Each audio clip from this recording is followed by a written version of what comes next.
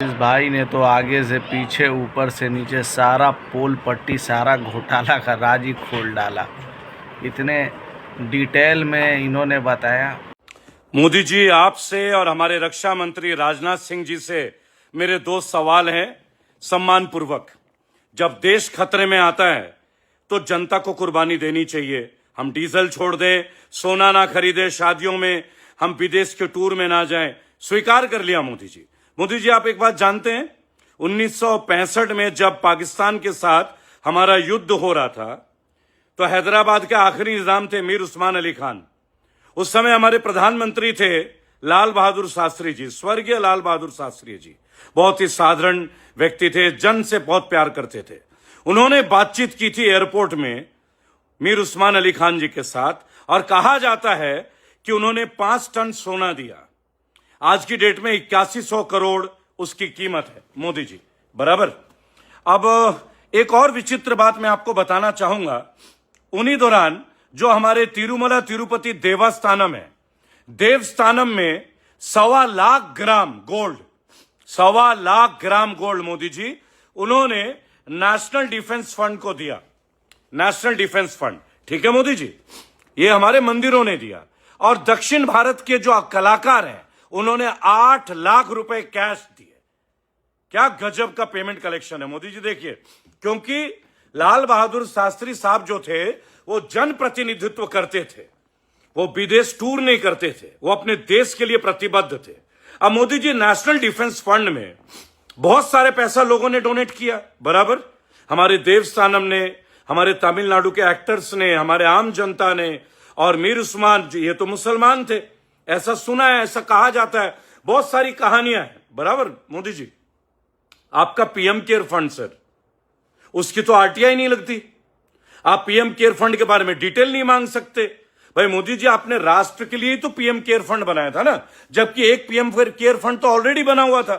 तो क्या देश को बताना जरूरी समझेंगे कि पीएम केयर फंड का पैसा एक्चुअली कहां गया है, किन कामों के लिए इस्तेमाल हुआ है? और क्या देश को मोदी जी आप ये बता पाएंगे कि 1,24,000 करोड़ का सोना आरबीआई के गोल्ड रिजर्व से गायब है? ये सीएजी का रिपोर्ट है, ये मेरा रिपोर्ट नहीं है, डॉक्टर रेबल सदानंद का रिपोर्ट नहीं है। Lal Bahadur Shastri national defence fund के लिए कार्य करते थे, जिसकी जानकारी आज भी मिलती है। लेकिन प्रधानमंत्री मोदी जी आप केवल 10 साल पहले बने हैं, 12 साल पहले बने हैं, और पीएम केयर फंड तो आपने कोविड के टाइम पे बनाया।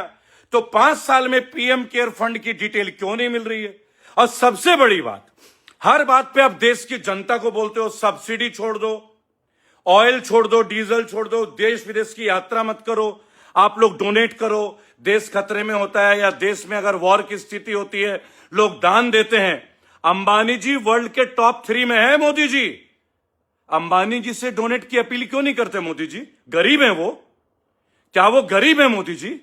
अदानी जी वर्ल्ड के टॉप 10 में थे, 3 में थे, अब टॉप 20 के अंदर है, उनसे ले लीजिए ना मोदी जी। आप तो उनके साथ ऑस्ट्रेलिया भी गए थे चार्टर्ड प्लेन में, बकायदा उन्होंने आपकी ब्रांडिंग कर रखी थी, बराबर। तो मोदी जी, केवल हम लोगों की चमड़ी क्यों, केवल दान हमसे क्यों, टैक्स हम पे क्यों, और रिलैक्सेशन अदानी अंबानी पे क्यों? आप टाटा से भी कितना पैसा लेते हैं आप लोग, किस फंड के नाम पे, वो तो आप लोग बेहतर जानते हैं, क्योंकि आरटीआई में जवाब तो दोगे नहीं। लेकिन टाटा का कितना ऋण माफ किया आप लोगों ने? मैं रतन टाटा को बहुत मानता हूं, टाटा ग्रुप को भी, क्योंकि मैं टाटा नगर से हूं। लेकिन अगर देश की बात आएगी और आप कंपनीज को रिलैक्सेशन देंगे, अनिल अंबानी को देंगे, अदानी को देंगे, तो मेरे देश के नागरिकों ने क्या जुर्म कर रखा है? 140 करोड़ भारतीय क्या क्रिमिनल है? जब देखो हमसे मांगते रहते हो आप, गैस छोड़ दो, पैदल चलो, हार्ट रेट अच्छा होगा, विदेश मत घूमो, बहुत बढ़िया। आप अपने मेंबर ऑफ पार्लियामेंट और एमएलए की ट्रेनिंग विदेश में करते हैं। ये हेमंत विश्व शर्मा विदेश क्यों गया था? साइंटिस्ट है ये साइंटिस्ट है मोदी जी।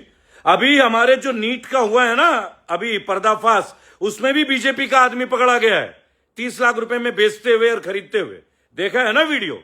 और मजे की बात सुनो, शुभेंदु अधिकारी जो भी जुम्मा 2-3 दिन पहले सीएम बने, और जो उनका रविंद्रनाथ है या जो भी है उनके पीए, बेचारे उस व्यक्ति की जो हत्या हुई है उसमें भी बीजेपी क्षत्रिय महासभा का बंदा पकड़ा गया, राज सिंह।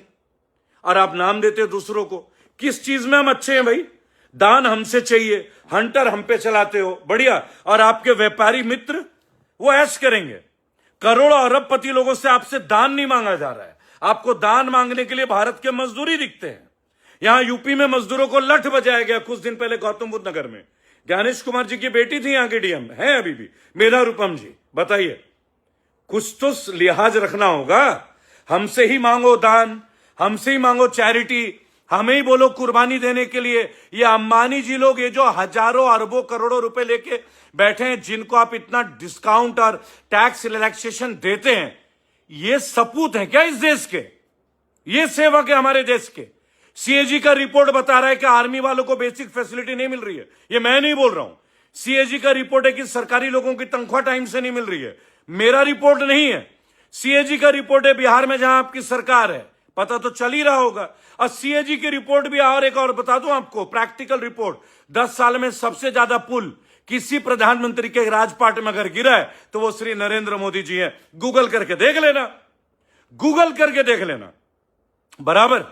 तो देश हित की बात कीजिए, पार्टी हित की नहीं, देश की बात कीजिए, किसी पार्टी के प्रतिनिधि को नहीं। ये देश सबका है। अब तो खुल के कहना होगा। अगर उस समय निजाम साहब 5,000 करोड़ की बात कर सकते थे, अंबानी अदानी जी कब करेंगे? और आप हिंदू राष्ट्र बनाने की बात करते हैं। तो अपने हिंदू बड़े बड़े जो व्यापारी हैं उनसे डोनेट करवाइए। ले लीजिए ना रामदेव से, 50 तरह का ठेका ले लिया उत्तराखंड सरकार का रामदेव ने। एक तो ऐसा ऑक्शन हुआ है जिसमें 3 कंपनी रामदेव की हैं, जो कि वायलेशन है, और उन्हीं को अलॉट कर दिया गया। बताइए, ये देश बहुत मुश्किल हाथों में है, सुरक्षित हाथों में नहीं है। 1,24,000 गोल्ड चौकीदार चुरा के ले गया। तुम चोर को ढूंढ रहे हो और चोर चौकीदार बना हुआ है। वंदे मातरम।